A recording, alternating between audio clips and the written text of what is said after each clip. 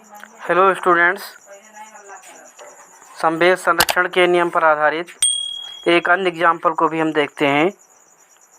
इसके पहले हमने एक एग्जाम्पल हल किया था और उसी संवेग संरक्षण के नियम पर एक दूसरा एग्जाम्पल हम लोग हल करेंगे।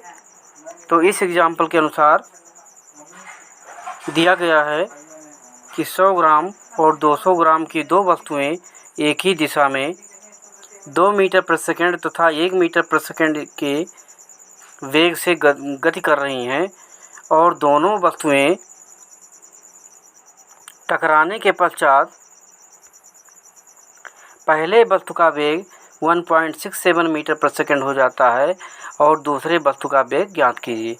अर्थात दो वस्तुएं हैं, दोनों का द्रव्यमान दिया गया है,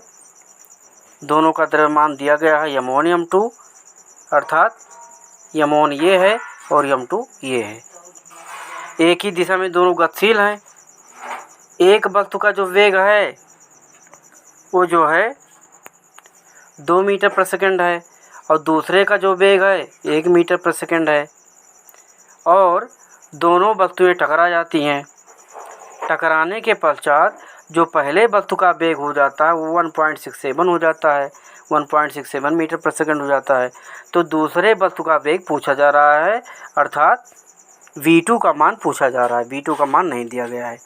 तो हम जानते हैं कि सभी मात्रकों को MKS में किया जाता है, इसलिए जितने भी मात्रक हमारे ग्राम में होंगे उनको हम किलोग्राम में चेंज कर लेंगे। तो जो जो चीज़ें दी गई उनको हम लिख लेंगे। m1 बराबर 100 ग्राम दिया गया है, 100 ग्राम को किलोग्राम में बनाएंगे, 1000 से डिवाइड कर देंगे तो हमको मिलेगा 0.1 किलोग्राम। और ये है m2 बराबर है 200 ग्राम और 200 ग्राम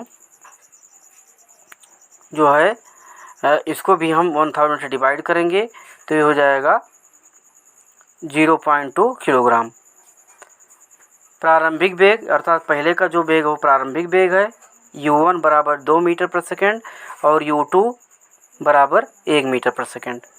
और टकराने के पश्चात जो वेग हो जाता था v1 बराबर 1.67 मीटर प्रति सेकंड और v2 माने दूसरे वस्तु का जो वेग है वो नहीं मालूम है, उसी को ज्ञात करना है। तो संवेग संरक्षण के नियमानुसार m1 u1 plus m2 u2 is equal to m1 v1 plus m2 v2 इस फार्मूले में रखेंगे।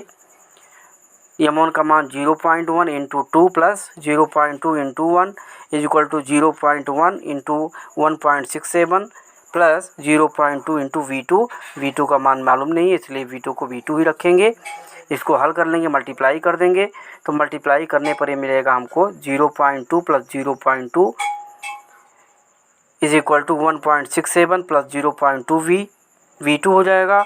इसको हम पक्षांतर कर लेंगे और पक्षांतर करने पर हमको मिलता है 0.2 v2 बराबर 0.4 माइनस 0.167 माइनस करने पर हमको मिलता है 0.2 v2 बराबर 0.2333 ये मिलता है।